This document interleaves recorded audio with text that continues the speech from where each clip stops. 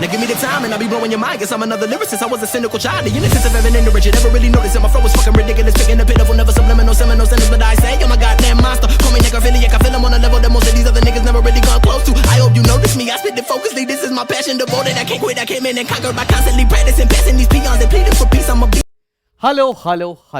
Good evening everybody. My name is Shubham Jagdish and welcome back to the channel. So हम लोगों ने chapter number 3 जो कि है हमारा थ्योरी ऑफ कंज्यूमर बिहेवियर उसका पार्ट 1 आपको अपलोड कर दिया था। आज हमारी पार्ट 2 की बारी है और आइए इस चैप्टर को इस वीडियो में खत्म करते हैं। जैसा कि आपको सभी को पता है कि मैं इकोनॉमिक्स के इस बार आपको हर चैप्टर के 2 वीडियोस देख रहा हूं। अगर किसी बच्चे को वन शॉट वीडियो देखना है तो मैं ऑलरेडी वो अपलोड कर चुका है, आप वो चेक कर सकते हो। लेकिन बिफोर आई बिगिन मैं आपको बताना चाहता हूं जितने भी नोट्स हैं जो मैं यहां पर बोर्ड पर लिख रहा हूं मैंने आप सभी के लिए फ्री ऑफ कॉस्ट अवेलेबल करा रखे हैं अपने एप्लीकेशन के ऊपर। आपको हमारा एप्लीकेशन डाउनलोड करना है और उसके फ्री स्टडी मटेरियल सेक्शन से जाकर अपने नोट्स को डाउनलोड करके इस्तेमाल कर लेना है। एंड बिफोर आई बिगिन एक और बात बताना चाहता हूं, अगर आपको हमारे साथ लाइव प्रिपेयर करना है, एक्सक्लूसिव स्टडी मटेरियल चाहिए जो कि आपके घर पर डिलीवर होगा within 7 to 10 working days, तो Spartans is a course for you जिसके अंदर आप एनरोल कर सकते हैं। जिस बैच के अंदर मैं आपको हर दिन 2 घंटे शाम को 5 से और शाम को 7 बजे तक मंडे टू फ्राइडे पढ़ाने वाला हूं। आपके तीनों सब्जेक्ट्स अकाउंटेंसी, इकोनॉमिक्स और कॉमर्स की फीस मात्र 9,999 है। और अगर आपको लगता है कि नहीं भाई आपको बोर्ड्स के साथ साथ अपने एंट्रेंस एग्जामिनेशंस की भी प्रिपरेशन करनी है तो Fateh is a course for you जिसमें अंदर आप जाकर एनरोल कभी भी कर सकते हो। डिस्क्रिप्शन में इसका भी लिंक मिल जाएगा। तो चलो भाई बिना टाइम वेस्ट किए जल्दी से शुरू करते हैं आज की क्लास। हम आज बात करने जा रहे हैं ऑर्डिनल यूटिलिटी एनालिसिस के बारे में। सर ये ऑर्डिनल क्या होता है? ऐसी कोई भी चीज जिसको हम नंबर्स में वैल्यू कर सकते हैं उसको कार्डिनल बोलते हैं, और ऐसी कोई भी चीज जिसको हम रैंक कर सकते हैं, कंपेयर कर सकते हैं, उसको हम लोग ऑर्डिनल बोलते हैं। जैसे कि मैं बोला आपको मर्सिडीज ज्यादा पसंद है कि बीएमडब्ल्यू, तो तुम रैंक कर सकते हो। जैसे तुम्हें कटरीना ज्यादा पसंद है या दिशा पटानी, तो तुम रैंक कर सकते हो कि नहीं मुझे दिशा पटानी ज्यादा पसंद है, कटरीना कम पसंद, योर चॉइस। बात तुम्हें समझ में आ रही कि नहीं आ रही है? ऑर्डिनल में हम नंबर्स में वैल्यू नहीं करते, ऑर्डिनल में हम रैंक में वैल्यू करते हैं चीजों को। समझ में आ रही है सब बच्चों को? चलो भाई आगे बढ़ते हैं और इसके अंदर हमारा पहला टॉपिक है बच्चा पार्टी जिसका नाम है इंडिफरेंस कर्व। मैंने आपके लिए बहुत सारी चीजें यहां पर लिख के रखे हैं, ये नोट्स आपके लिए बहुत रामबाण साबित होने जा रहे हैं। अब ये इंडिफरेंस कर्व का मतलब क्या होता है? इंडिफरेंस कर्व को समझने के लिए पहले इंडिफरेंस शेड्यूल को समझना जरूरी है जिसको इंडिफरेंस सेट बोलते हैं। आओ जरा समझते हैं। एक कॉम्बिनेशन ए है, कॉम्बिनेशन ए बोलता है अगर मैं 1 यूनिट और फूड कंज्यूम करूं या 10 यूनिट्स ऑफ क्लोथिंग कंज्यूम करूं तो मुझे कुछ सेटिस्फैक्शन मिलता है। मुझे वही सेटिस्फैक्शन डिराइव होता है जब मैं कॉम्बिनेशन बी कंज्यूम करता हूं। दैट मींस जब मैं 2 यूनिट्स ऑफ फूड कंज्यूम करता हूं और 7 यूनिट्स ऑफ क्लोथिंग कंज्यूम करता हूं तब भी मुझे सेम लेवल ऑफ सेटिस्फैक्शन मिलता है जो मुझे कॉम्बिनेशन ए में मिल रहा था। सेम इस कंज्यूमर को कॉम्बिनेशन सी में भी सेम लेवल ऑफ सेटिस्फैक्शन मिल रहा है और कॉम्बिनेशन डी में भी सेम लेवल ऑफ सेटिस्फैक्शन मिल रहा है। इसका मतलब ये कंज्यूमर चाहे कॉम्बिनेशन ए कंज्यूम करे, चाहे बी करे, चाहे सी करे या चाहे डी करे, इसका level of satisfaction remains the same. तो हम ये बोल सकते हैं कि कंज्यूमर इनडिफरेंट है। कंज्यूमर इन सारे के बीच में भेद नहीं कर सकता है। कंज्यूमर को हर combination same level of satisfaction ही दे रहे हैं। इसको बोलते हैं इंडिफरेंस सेट।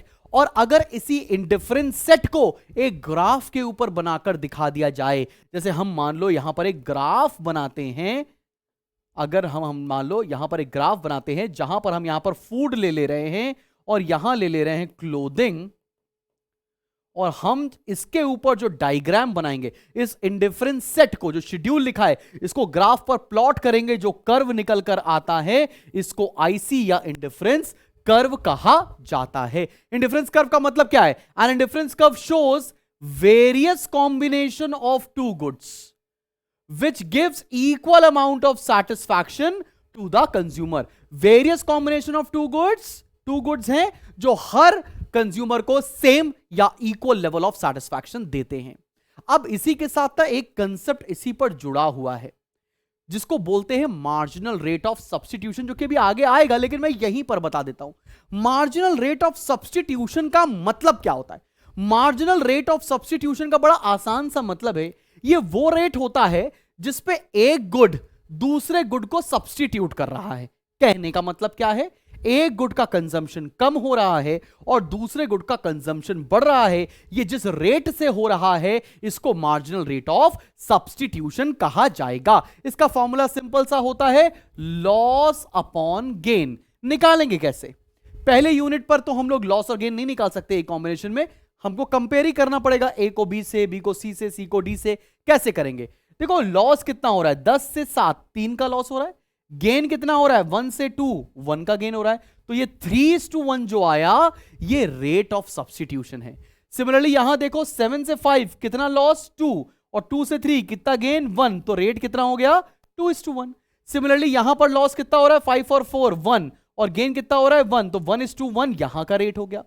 तो तुम अगर रेट देखो लगातार, अगर इसको देखते आओ, पहले मार्जिनल रेट ऑफ सब्स्टिट्यूशन 3:1 था, फिर 2:1 हुआ, फिर 1:1 हुआ, मतलब लगातार हमारा MRS जो है मार्जिनल रेट ऑफ सब्स्टिट्यूशन है वो फॉल होता जा रहा है या वो डिमिनिश होता चला जा रहा है, और यही रिस्पॉन्सिबल होता है हमारे इंडिफरेंस कर्व के बिहेवियर के ऊपर।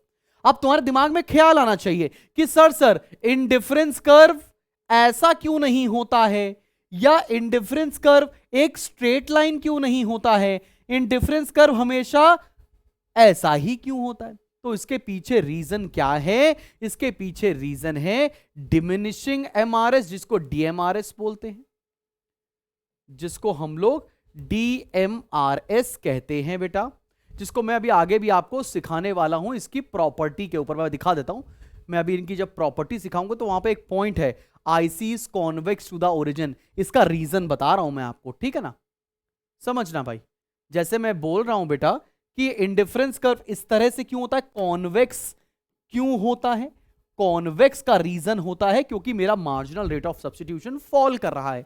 अगर मेरा marginal rate of substitution increase करता, इंक्रीजिंग एमआरएस होता, अगर मेरा इंक्रीजिंग एमआरएस होता तो कॉन्वेक्स की जगह डायग्राम कॉनकेव बन रहा होता, और अगर मेरा एमआरएस कांस्टेंट होता तो हमारा इंडिफरेंस कर्व एक स्ट्रेट लाइन होता, कांस्टेंट एमआरएस।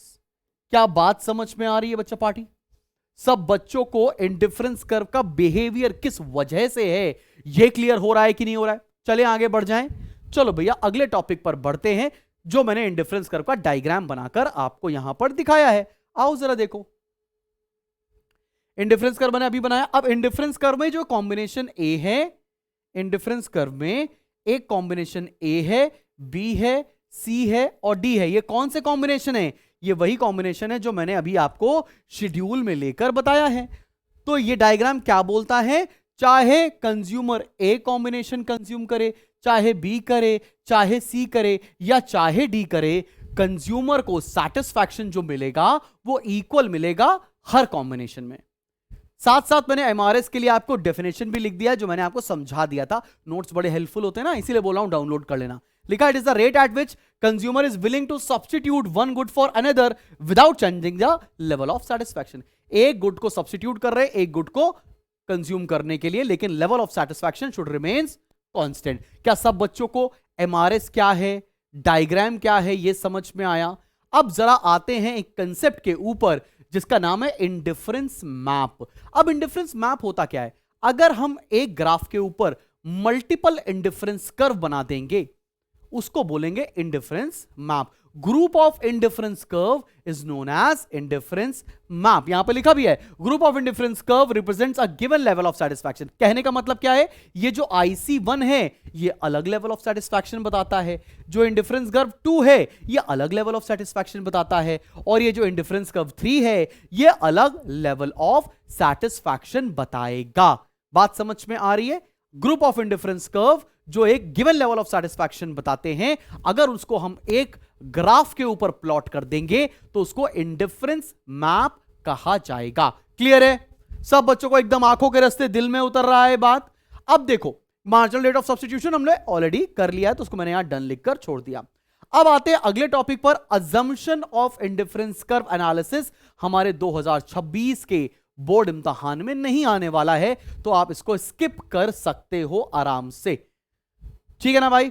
चलो अब हम जिस टॉपिक की तरफ बढ़ने जा रहे हैं बच्चा, वो इस चैप्टर का one of the most important topic है।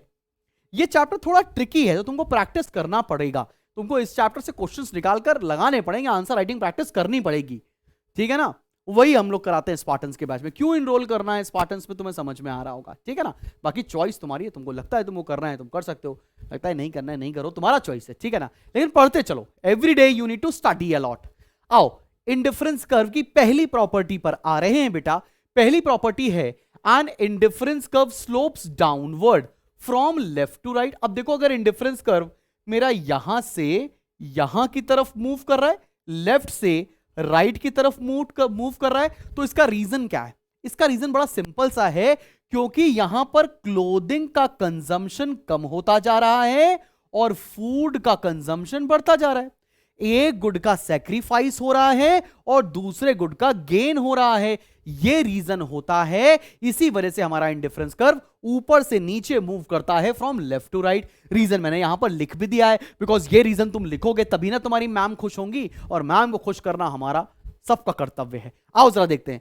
The property is based on the assumption that if a consumer consume more of one commodity he must consume less of other good. ये अज्यूम किया जाता है कि अगर एक consumer एक commodity को ज्यादा कंज्यूम करेगा तो बट ऑब्वियस सी बात है दूसरी कमोडिटी को वो कम कंज्यूम करेगा। इसी अजम्पशन के ऊपर ये वाली प्रॉपर्टी बेस्ड है। सब बच्चों को समझ में आई?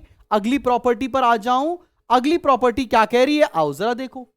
अगली प्रॉपर्टी का रीजन तो मेरे बच्चे आराम से बता लेंगे। अगली प्रॉपर्टी है an indifference curve, an indifference curve is convex to the origin. Indifference curve को कॉन्वेक्स क्यों बनाया जाता है, मैंने पता है, अभी मुझे बताया था मैंने आपको कि इंडिफरेंस कर्व कॉन्वेक्स इसलिए होता है because marginal rate of substitution fall होता जाता है बिकॉज ऑफ डिमिनिशिंग एमआरएस।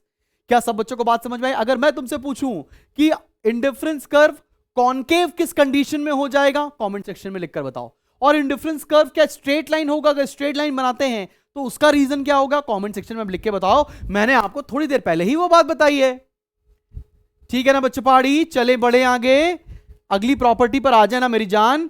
अगली प्रॉपर्टी क्या कहता है? देखो एक इंसानी फितरत है। इंसानी फितरत क्या है? अगर मैं आपसे बोलूं कि आपके पास 2 कार होंगी या 5 कार होंगी, कब तुम्हें अच्छा लगेगा? तुम बोलोगे भाई मेरे पास 5 कार होंगी तब मुझे अच्छा लगेगा। लड़कियों से बोलूं तुम्हारे पास 4 ड्रेस होंगी या 40 ड्रेस होंगी, कब अच्छा लगेगा? लड़कियां बोलेंगी सर जब 40 ड्रेस होंगी तब अच्छा लगेगा। सिमिलरली यहां की प्रॉपर्टी है, वो बोलती है higher the indifference curve higher will be the satisfaction. अगर कोई इंडिफरेंस कर्व किसी इंडिफरेंस कर्व के ऊपर है तो ऊपर वाला इंडिफरेंस कर्व ज्यादा सेटिस्फैक्शन देगा। क्यों? क्योंकि ऊपर वाला इंडिफरेंस कर्व यह डिनोट करता है कि यहां पर कंजम्पशन ज्यादा हो रहा है और यहां पर कंजम्पशन IC1 पे कम हो रहा है। इसलिए जो ऊपर इंडिफरेंस कर्व होगा वो ज्यादा सेटिस्फैक्शन देगा। काय को? बिकॉज वहां पर there is more consumption happening, ठीक है ना भाई। Higher indifference curve represent those combination which yields more satisfaction than the combination on the lower side। Clear है? कोई पूछेगा तो बता ले जाओगे ना कि ऊपर वाले इंडिफरेंस कर्व में ज्यादा सेटिस्फैक्शन क्यों होता है, क्योंकि उस पॉइंट पर एक कंज्यूमर ज्यादा कंज्यूम कर रहा होता है, इसलिए वो ज्यादा सेटिस्फाइड फील करता है। चलें, थर्ड प्रॉपर्टी भी क्लियर हो गई। आंखों के रास्ते दिल में उतरी कि नहीं, जल्दी से बताओ मेरी जान। आ जाए फोर्थ पर। 2 indifference curve never intersect each other. 2 indifference curve कभी भी एक दूसरे को कट नहीं कर सकते। ऐसा काहे को? बिकॉज बेटा एक इंडिफरेंस कर्व अलग लेवल ऑफ सेटिस्फैक्शन दे रहा है, दूसरा इंडिफरेंस कर्व अलग लेवल ऑफ सेटिस्फैक्शन दे रहा है। जब दोनों इंडिफरेंस कर्व अलग अलग सेटिस्फैक्शन दे रहे हैं तो एक दूसरे को कभी भी कट नहीं कर सकते। इसके पीछे का रीजन ये है। चलो भाई देख लेते हैं। Each indifference curve represents different level of satisfaction, therefore IC do not intersect each other. मैंने लिखकर भी आपको दे दिया है बिकॉज आपको समझ में आना चाहिए कि भाई जो हम पढ़ रहे हैं वो नोट्स भी तो हमें मिल जाएं। नोट्स आपके लिए फ्रीली अवेलेबल है मेरी एप्लीकेशन पर। चलो भाई अब हम अगले कंसेप्ट के ऊपर आ रहे हैं जिसको हम लोग बोलते हैं मम्मी का कंसेप्ट। मम्मी का कंसेप्ट क्या है? बजट बनाने का काम औरतों का होता है। हमारे घर में लेडीज ही बजट प्रिपेयर करती हैं। औरतों और हमारे घर का छोड़ो, हमारे देश का भी तो बजट लेडी ही प्रिपेयर कर रही है, ठीक है ना, हमारी फाइनेंस मिनिस्टर जी। अब आते हैं बजट लाइन के बारे में बात करने, और ये एकदम बेहतरीन टॉपिक है, बेहतरीन टॉपिक। आओ समझते हैं इसको, समझेंगे तब तुम्हें समझ में आएगा ये बहुत ही बेहतरीन टॉपिक तुमको कैसे समझाना है। आओ देखते हैं। मान लेते हैं एक कंज्यूमर के पास 200 रुपए हैं, ठीक है, और वो दो गुड खरीदना चाहता है। एक फूड कंज्यूम करना चाहता है, एक क्लोथिंग कंज्यूम करना चाहता है। फूड आता है मान लो 20 रुपए का और क्लोथिंग आती है 40 रुपए की। कंडीशन यह है कि इसको पूरी इनकम को खर्च करना पड़ेगा। अब हम डिफरेंट डिफरेंट कॉम्बिनेशन बनाने वाले हैं, combination of clothing and food. कैसे कैसे कॉम्बिनेशन बनाएंगे आओ समझते हैं। मेरे पास 200 रुपए हैं, अगर मैं अपना सारा पैसा क्लोथिंग में लगा दूं, 5 के 5, सॉरी मैं सारा पैसा क्लोथिंग में लगा दूं, क्लोथिंग कितने का आता है 40 रुपए का, मेरे पास 200 रुपए हैं, तो 200 डिवाइडेड बाय 40 कितना आ जाएगा 5। इसका मतलब मैं कितने यूनिट्स क्लोथिंग कंज्यूम कर सकता हूं 5। उस केस में मैं फूड कितना कंज्यूम करूंगा 0। काहे को? क्योंकि मेरे सारे पैसे तो खर्च हो गए। इसका उल्टा भी तो कर सकते हैं, अगर मैं सारा का सारा पैसा फूड में लगा दूं, फूड कितने का आता है 20 रुपए का, मेरे पास 200 रुपए हैं, 20 रुपए का फूड आता है, तो मैं फूड कितना कंज्यूम कर सकता हूं 10। उस कंडीशन में मैं क्लोथिंग कितना कंज्यूम करूंगा 0। इस तरह क्या हम डिफरेंट डिफरेंट कॉम्बिनेशन बना सकते हैं? आओ जरा देखते हैं, हर एक कॉम्बिनेशन को देखते हैं। अगर मैं मान लो 4 यूनिट्स क्लोथिंग कंज्यूम करूं तो खर्चा कितना होगा 4 इंटू 40 बोले तो 160। अब मैं कितने यूनिट्स ऑफ फूड कंज्यूम कर सकता हूं 160 खर्चा कर दिया, मेरे पास 200 थे, बचे 40, 40 में सिर्फ 2 यूनिट्स ही तो फूड आएगा। बात समझ में आ रही किस तरह से हम लोग बजट बना रहे हैं? फिर देखो, अगर मैंने 3 यूनिट्स ऑफ क्लोथिंग कंज्यूम किया, 3 यूनिट्स कितने का आएगा 3 इंटू 40 बोले तो 120 रुपीज। अब बचे कितने 80 में हम कितना फूड खरीद सकते हैं? 20 रुपए का फूड आता है, 80/20 हम 4 यूनिट्स कंज्यूम कर सकते हैं। सिमिलरली अगर मैंने 2 यूनिट्स ऑफ क्लोथिंग कंज्यूम किया तो मेरा खर्चा कितना हुआ 2 इंटू 40 80 रुपीज। बच्चे कितने 120 को फूड कितना कंज्यूम कर सकते हैं 6 यूनिट। तो ये जो हमने कॉम्बिनेशन बनाया है इसको हम लोग बोलते हैं बजट सेट। इसको क्या बोलेंगे? Budget set. और इसी बजट सेट को अगर हम एक ग्राफ पर बना देते हैं, इसी बजट सेट को अगर हम बेटा एक ग्राफ पर प्लॉट कर देते हैं, मान लो उसका नाम है KL, तो ये हो गया हमारी बजट लाइन। ये कौन सा कॉन्सेप्ट निकल कर आया? बजट लाइन का कॉन्सेप्ट। बात समझ में आ रही सभी लोग को? सब बच्चों को बात समझ में आ रही है? ये जो कंसेप्ट निकल कर आया, यहां ले लिया है क्लोथिंग, यहां ले लिया है फूड। अगर हमने जो अभी कॉम्बिनेशन बनाया उसको हम एक डायग्राम पे बना दें तो उसको बोलते हैं हम लोग, क्या बोलते हैं उसको? उसको बोलते हैं बजट लाइन। अब बात समझना, मैं 3 पॉइंट्स बना रहा हूं, एक पॉइंट A है, एक पॉइंट B है, एक पॉइंट C है। अगर कोई चीज मेरी बजट लाइन पर लाई करती है या बजट लाइन के अंदर लाई करती है तो वो सारी चीजें हमारी विद इन बजट हैं। मतलब ये सारी चीजें हमारे लिए अटेनेबल हैं, मतलब मैं अपनी इनकम से इन कॉम्बिनेशन को खरीद सकता हूं। लेकिन अगर ऐसी कोई भी पॉइंट जो मेरे बजट के बाहर है उसको हम लोग अनअटेनेबल कहते हैं। उसे क्या कहते हैं हम लोग? अनअटेनेबल कहते हैं।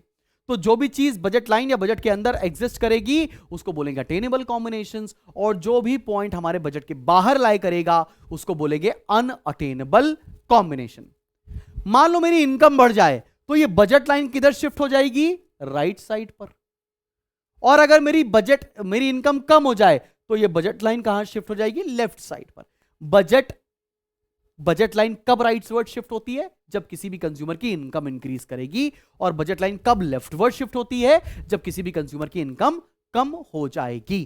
क्या बात समझ में आ रही है? ये मैंने अच्छे से डायग्राम बनाकर आपको यहां लिखकर दिया भी हुआ है। मैंने यहां पर अटेनेबल अनअटेनेबल कॉम्बिनेशन दोनों मार्क करके बता दिए। अब बजट लाइन की डेफिनेशन कौन सी लिखें जिससे मैडम हमारी स्कूल में खुश हो जाएं? आओ देखते हैं। Budget line shows various combination, किस चीज के? Of two goods which can be purchase with given budget at given prices of two goods. Given income में, given prices of two goods में वो कौन सा कॉम्बिनेशन इसको हम कंज्यूम कर सकते हैं, उसको अगर हम एक ग्राफ के ऊपर बना देंगे तो उसको बजट लाइन कहेंगे। सब बच्चों को समझ में आया? चले बढ़े आगे, चलो बढ़ते हैं। बच्चों पार्टी हमारा इसी में अगला टॉपिक है प्रॉपर्टीज ऑफ बजट लाइन। तो प्रॉपर्टीज ऑफ बजट लाइन पहला क्या है? It is a negatively sloped line. Negatively slope line किसे बोलते हैं? जो लाइन ऊपर से नीचे की तरफ आएगी उसे नेगेटिवली स्लोप बोलेंगे। बात समझ में आई? और हम क्या बोलते हैं? Slope of budget line is equals to negative price ratio of two goods. Slope of budget line का मतलब क्या है? आओ देखो, ये मेरी बजट लाइन है, इसका स्लोप क्या होता है? ये और ये, मतलब यहां पर क्लोथिंग है और यहां पर फूड है, तो change in clothing divide by change in food, मतलब price of y divided by px upon py। मतलब क्लोथिंग का प्राइस और फूड के प्राइस को अगर हम डिवाइड कर दें तो क्या आ जाएगा? Slope of budget line. Slope of budget line में ये नेगेटिव साइन क्यों लगता है? बिकॉज ये बजट लाइन नेगेटिवली स्लोपिंग है। तो माइनस साइन क्या रिप्रेजेंट करता है, समझ में आया? और स्लोप ऑफ बजट लाइन क्या होता है ये भी समझ में आया? Price ratio of two goods, मतलब px अपॉन py। तीसरा है it is a straight line. ये जो लाइन है हमारी बजट लाइन, ये हमारी एक स्ट्रेट लाइन होती है। ठीक है ना? समझ में आया? अब इस चैप्टर के उस टॉपिक पर बढ़ रहे हैं जो बोर्ड इम्तिहान में आपका यूं बाहें फैलाकर इंतजार कर रहा है। And before I begin with this particular topic, मैं आपको एक डायग्राम बनाकर दिखाने जा रहा हूं, और उस डायग्राम से पहले ये टॉपिक पूरा समझाऊंगा, फिर यह बताऊंगा कि आपको इम्तिहान में क्या लिख कर आना है। हम पढ़ने जा रहे हैं consumers equilibrium through IC analysis, और ये इस चैप्टर का लास्ट टॉपिक है। देखो, इंडिफरेंस कर्व से कंज्यूमर इक्विलिब्रियम हमें निकालना है। बात समझना बच्चा पार्टी, ये हमारी बजट लाइन है। बजट लाइन क्या होती है, क्या आपको पता है? समझ में आ रही है बात? मैंने बनाए हैं 3 इंडिफरेंस कर्व। पहला इंडिफरेंस कर्व IC1, दूसरा इंडिफरेंस कर्व IC2, तीसरा इंडिफरेंस कर्व IC3। इतनी सी बात पर ही आपको सारी बातें समझ में आ जानी चाहिए। जैसे कि क्या? अगर मैं ये बोलूं IC1, IC2 और IC3 में सबसे ज्यादा सेटिस्फैक्शन कहां मिलता है, तो हमने एक प्रॉपर्टी पढ़ी हुई है, higher the indifference curve higher will be the satisfaction. तो सबसे ज्यादा सेटिस्फैक्शन मिलेगा IC1 में, फिर उससे कम मिलेगा IC2 में, फिर उससे कम मिलेगा IC3 में।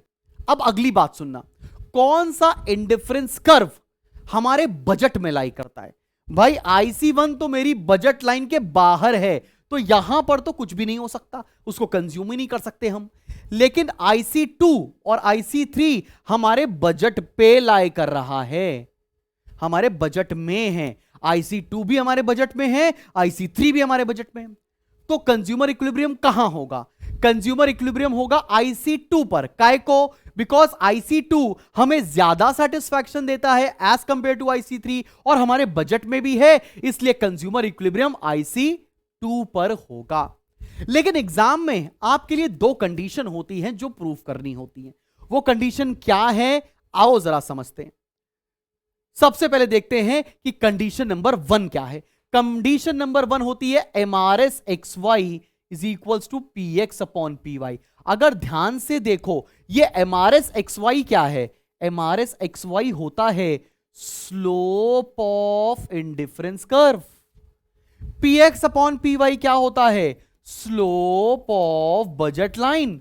मतलब पहला पॉइंट क्या कह रहा है? जहां पर स्लोप ऑफ इंडिफरेंस कर्व और जहां पर स्लोप ऑफ बजट लाइन आपस में बराबर होंगे, वहां पर इक्विलिब्रियम होगा। दूसरी बात, IC should be convex to the point of origin, और IC जो होना चाहिए वो कॉन्वेक्स होना चाहिए to the point of origin. अब अगर हम देखें तो ये ही तो पॉइंट ऐसा है जहां पर स्लोप ऑफ बजट लाइन और स्लोप ऑफ इंडिफरेंस कर्व बराबर हो रहे हैं, इसलिए यहां पर कंज्यूमर इक्विलिब्रियम होगा। क्या टॉपिक का कंसेप्ट तुम्हें समझ में आया? अब एग्जाम में क्या लिख कर आना है वो देख लिया जाए। आओ देखते हैं। A consumer attains his equilibrium when he maximizes his satisfaction given his income and prices of two commodities. मतलब एक कंज्यूमर वहां पर इक्विलिब्रियम में होगा जहां पर वो अपने सैटिस्फैक्शन को मैक्सिमम करने की कोशिश कर रहा हो, जहां पर उसको अपने इनकम के बारे में पता हो और टू गुड्स के प्राइसेस के बारे में बताया हो। ठीक है ना? और इसकी कंडीशन क्या लिखनी है ये भी तुम्हें समझ में आई। अब डायग्राम एग्जैक्टली आपको पेपर में क्या बनाना है आओ जरा देखा जाए। जब आप डायग्राम बना रहे होंगे एग्जाम में तो आप पूरी चीजें मार्क करेंगे, clothing, food, IC3, IC2, IC1, और फिर पॉइंट भी मार्क करेंगे। जैसे ये पॉइंट टी मार्क किया, एक पॉइंट डी मार्क किया, एक पॉइंट ए मार्क किया और एक पॉइंट बी मार्क किया। अब आपसे पेपर में पूछ सकते हैं, कोई डायग्राम बन के क्वेश्चन आ गया कि पॉइंट डी पर कंज्यूमर इक्विलिब्रियम काहे को नहीं होगा, बिकॉज पॉइंट डी हमारे बजट में नहीं लाई करता। पॉइंट टी पर ही कंज्यूमर इक्विलिब्रियम क्यों होगा? पॉइंट टी पर कंज्यूमर इक्विलिब्रियम इसलिए होगा because point T point A और पॉइंट बी से ज्यादा सैटिस्फैक्शन देता है। बात समझ में आ रही है कि नहीं आ रही है? आओ जरा इसका एक्सप्लेनेशन पार्ट देखा जाए। और ये एक्सप्लेनेशन आप लिख कर आओगे, सही बता रहा हूं आपको 100% मार्क्स मिल जाएंगे, टेंशन लेने वाली बात नहीं है। आओ देखते हैं। इन द अबव डायग्राम, क्या लिखकर आना जिससे मैडम खुश हो जाए, मैं वो आंसर लिखवा रहा हूं आपको। In the above diagram a consumer can not purchase any combination which lies right to the budget line. कोई भी कॉम्बिनेशन जो बजट लाइन के राइट साइड पर आएगा, ये बजट लाइन है, इसके राइट साइड पर आएगा, वो कॉम्बिनेशन कंज्यूम ही नहीं कर सकता है। वो पॉइंट कौन सा दे रखा है डायग्राम में? D point. Such as combination D because it is out of his reach, budget में है ही नहीं। अगला, on the other hand any combination inside the budget line, ऐसा कोई भी कॉम्बिनेशन जो बजट लाइन के इनसाइड है, जैसे कि point A is within his reach but gives lesser satisfaction. ऐसा कोई भी पॉइंट जो बजट लाइन के अंदर है, जैसे पॉइंट ए, वो हमारी बजट में तो लाई करता है लेकिन हमें सैटिस्फैक्शन कम देता है। इसीलिए the highest IC with a point on budget line, वो कॉम्बिनेशन जो बजट लाइन पर लाई कर रहा है, is the one which touches BL, this occurs at point T. ऐसा हो रहा है पॉइंट टी के ऊपर, इसलिए पॉइंट टी पर कंज्यूमर इक्विलिब्रियम में होगा। अब देखो भाई, अब पॉइंट टी पर हो क्या रहा है बच्चा पार्टी, ध्यान से देखना।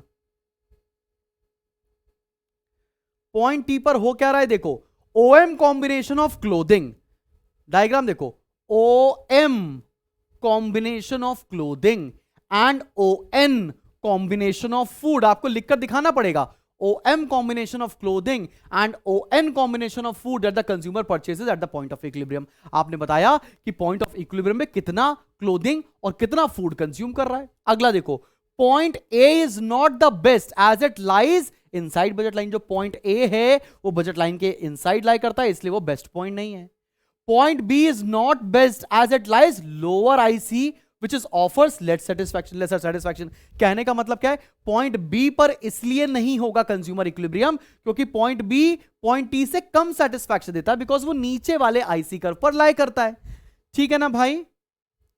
Hence consumer is in equilibrium at point T at the point both conditions are also satisfied. तब आप इस तरह का पूरा आंसर लिखकर आएंगे, तब जाकर आपको इस पर्टिकुलर क्वेश्चन में नंबर मिल रहे होंगे। And this is the beautiful concept of this particular chapter. अब जाओ ये वीडियो बोल रहा हूं, ये नोट्स डाउनलोड कर लो। अगर तुम्हें लगता है मेरे साथ लाइव पढ़ना है तो स्पार्टन्स के कोर्स में या फतेह के कोर्स में आप इनरोल कभी भी कर सकते हैं। क्लासेस चालू हो चुकी हैं, स्पार्टन्स की आज ही क्लास शुरू हुई है। तो चलो भाई, मिलते हैं बहुत जल्दी नेक्स्ट वीडियो में। Till then keep smiling and keep learning. Wish you luck.